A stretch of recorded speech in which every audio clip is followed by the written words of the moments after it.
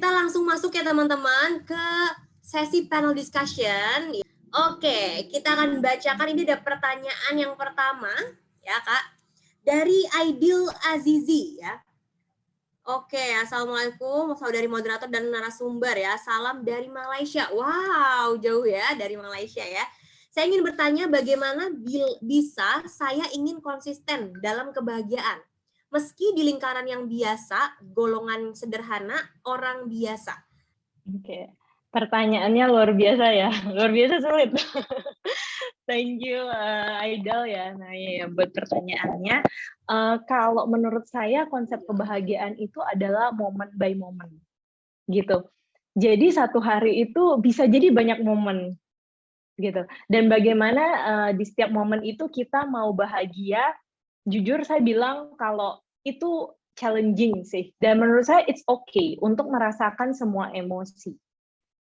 Dan mungkin saya juga menganut prinsip ikigai ya. Jadi ketika kita mengalami emosi, bagaimana dari emosi itu kita bisa move ke learning point apa yang kita dapatkan. Dan bagaimana kita bisa mengambil pembelajaran dari situ.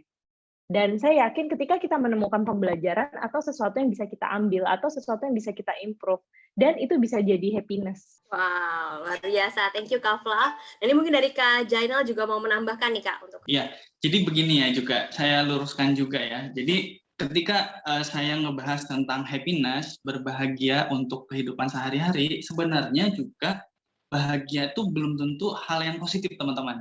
Ya, tergantung konteksnya, tergantung nanti dalam hal apa gitu. Karena sebenarnya betul yang disampaikan sama Mbak Lavia tadi ya, emosi itu sebenarnya random sifatnya ya. Dia tuh bergantung kepada konteksnya, dia bergantung kepada kondisinya seperti apa.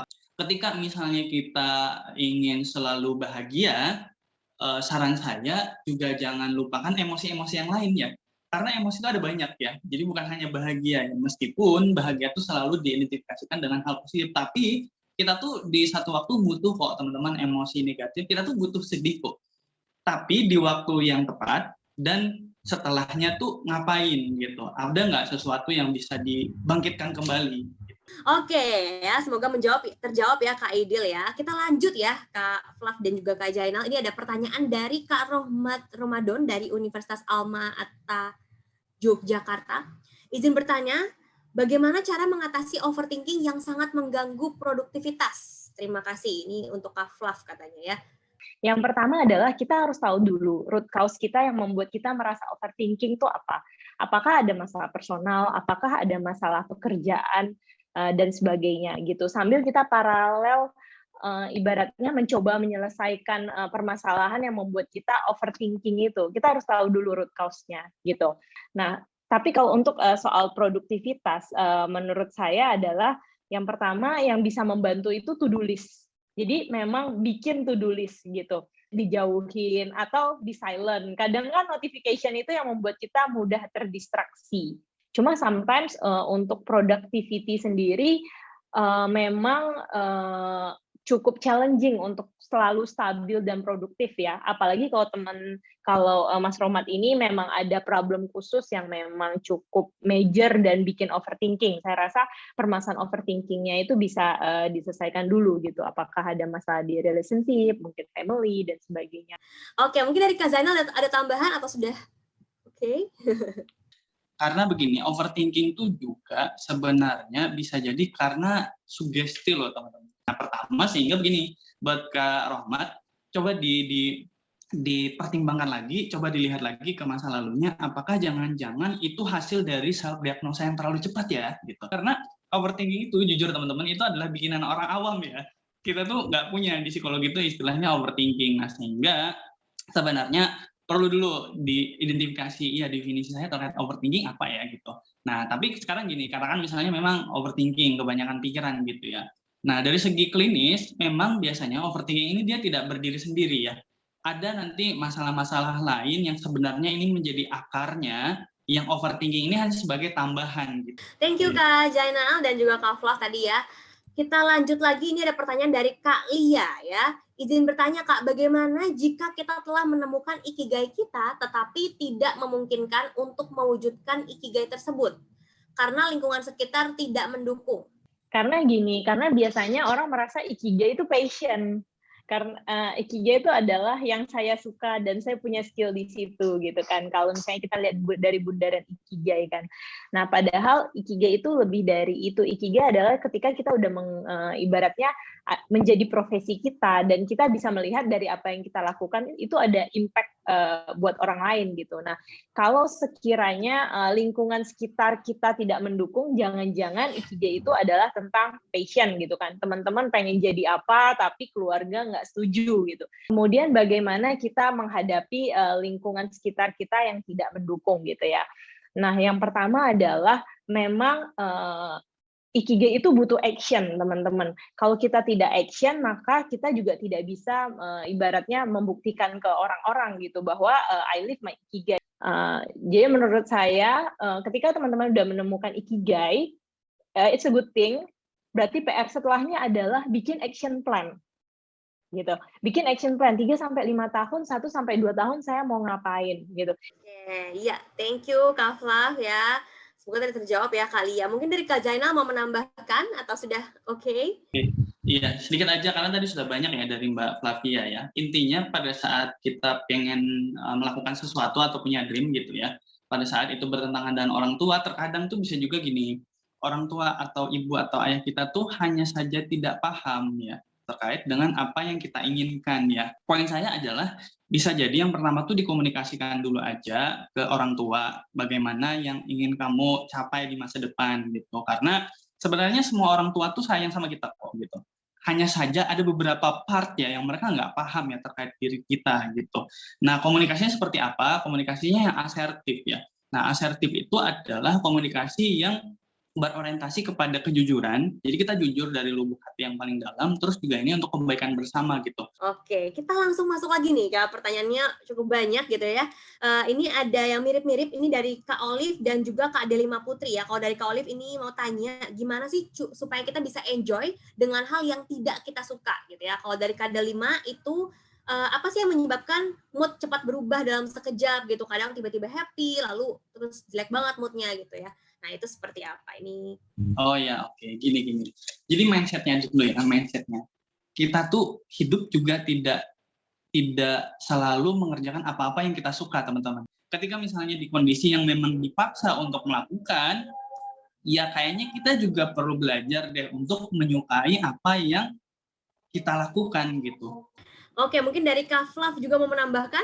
Jadi kalau saya balik lagi sih ke what is your purpose gitu. Karena kalau kita udah set purpose, itu bisa jadi motivasi intrinsik kita. Ketika kita melakukan hal yang kita tidak suka, ataupun ketika itu menjadi sesuatu yang tidak nyaman, itu akan membuat kita lebih termotivasi dengan sendirinya gitu.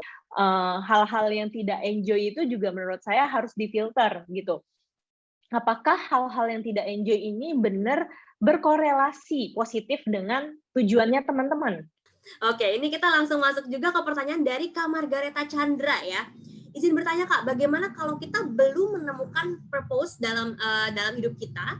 Kadang saya suka seperti nggak ada passion buat melewati hari-hari. Jadi kayak cuman go with the flow aja. Kayak nggak ada tujuan yang pasti gitu. Bagaimana tuh Kak? Paling gampang sih mulainya dengan ngelisin.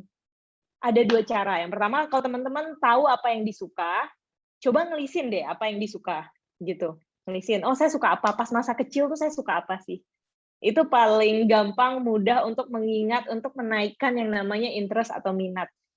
Kemudian teknik yang kedua adalah teman-teman juga bisa ngelis dari apa yang tidak disukai. Jadi dari apa yang tidak disukai, mungkin di luar hal-hal yang tidak disukai itu adalah hal-hal baru yang bisa teman-teman coba.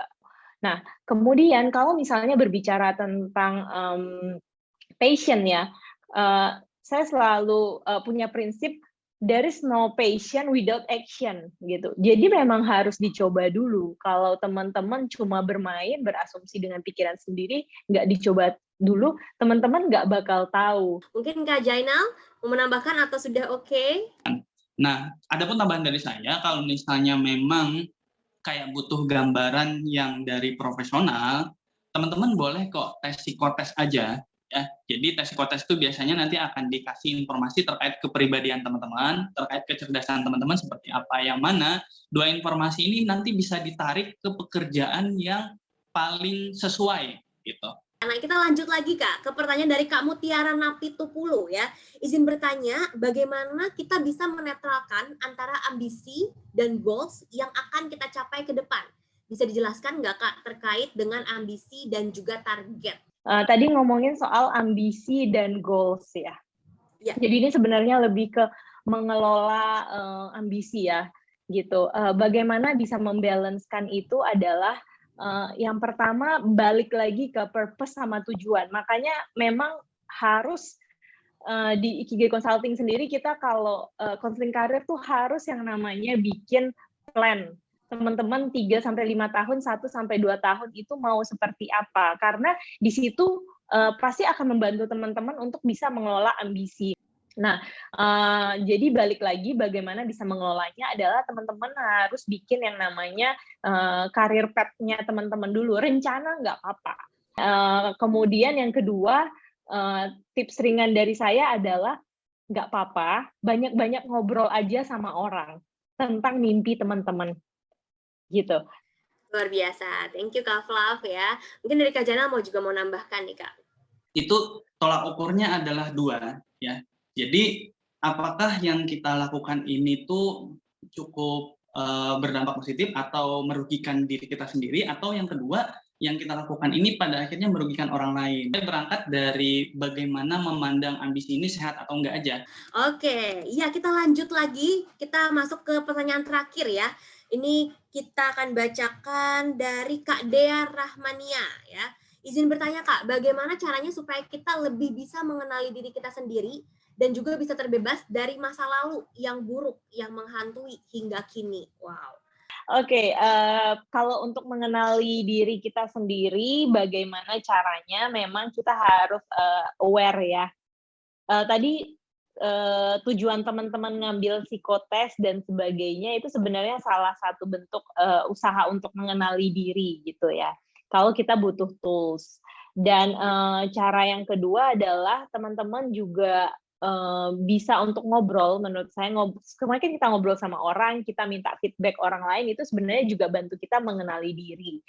Kemudian yang selanjutnya self talk tadi ya, sebenarnya salah satu materi dari Mas Jai tadi juga berbicara tentang bagaimana kita bisa self talk ke diri sendiri, bisa mengevaluasi. Kalau teman-teman senang belajar mindfulness, menurut saya untuk bisa menjadi mindful itu sangat penting untuk bisa mengenali diri sendiri gitu. Ambil waktu untuk mengevaluasi diri di pagi hari dan di malam hari itu juga bantu untuk kita mengenali diri. Gitu sih. Jadi itu lebih hal-hal simpel yang bisa bantu kita untuk mengenali diri. Kemudian kalau ngomongin tentang bisa terbebas dari masa lalu, kalau saya sih prinsipnya kalau ada masalah yang bisa diselesaikan gitu ya. Jadi memang harus cari lagi ya root cause-nya dari masa lalu itu apa sih yang menyebabkan masa lalu itu bisa menghantui. Apakah masih bisa diselesaikan atau tidak? Kalau misalnya kita ternyata kita udah nggak bisa ibaratnya berinteraksi dengan masa lalu itu, mungkin karena ada 1-2 hal, mungkin memang harus ada teknik-teknik terapi khusus gitu ya, psikoterapi khusus yang memang membebaskan feeling itu gitu. Jadi kalau teorinya nih, teori psikologi gitu ya, konsep diri itu ada beberapa muatan, ada beberapa elemen. Jadi konsep diri seseorang itu bisa terbentuk dari bagaimana kita memandang diri kita saat ini atau real self gitu ya. Ditambah dengan bagaimana kita memandang diri kita di masa depan atau ideal self gitu ya. Ditambah dengan bagaimana orang lain memandang kita. Terus yang kedua adalah bagaimana membebaskan atau terlepas dari masa lalu ya gitu. Nah, cuma gambaran umumnya ya atau prinsipnya aja adalah ketika kita ingin terbebas dari trauma masa lalu, kita tidak bisa terbebas ketika kita ingin melupakan, kita tidak bisa terbebas ketika kita ingin menghilangkan. Nah, caranya adalah ya kita satu-satunya yaitu memaafkan ya. Ya, sesimpel kayak misalnya coba nanti buat Kak Dea tadi yang nanya gitu ya, diselipkan di waktu-waktu ibadah untuk berkata-kata kepada diri sendiri bahwa aku sudah memaafkan masa lalu gitu, atau misalnya kalimatnya boleh juga yang masa lalu ya biarlah berlalu gitu. Wow. Oke, Kak Jai, thank you ya untuk jawabannya. Oke, itulah tadi ya, dengan menemukan alasan-alasan dan arti hidup dapat membantu diri kita juga untuk menemukan cara yang tepat menggali kebahagiaan kita. Thank you banget Kak Jai dan juga Kak Flav untuk sharingnya, insight-nya, dan bahkan jawaban-jawabannya yang sungguh detail, membantu teman-teman dan juga saya sendiri gitu ya. Oke, dengan berakhirnya sesi Lucky Draw hari ini, akhir kata saya juga mau mengucapkan banyak terima kasih untuk para panelis yang sudah menyempatkan waktunya pada hari ini ya. Kepada Kak Flavia, Kak Zainal gitu ya. Thank you banget buat sharing-sharingnya, insight-nya yang luar biasa gitu ya. Dan juga kepada media partner keren hari ini ada Millennial Zone, Light Pillar, dan juga Info Event Lomba. Dan juga sponsor kami yaitu Spirit Psychology Center. Thank you ya Kak ya yang telah mensupport acara pada hari ini ya. Juga terima kasih pada teman-teman seluruh peserta yang sudah ikut webinar. Mohon maaf apabila dari kami ada salah-salah kata ataupun kesalahan teknis lainnya. Berharap semoga di Techminar hari ini bisa bermanfaat untuk kita semua. Dan terima kasih.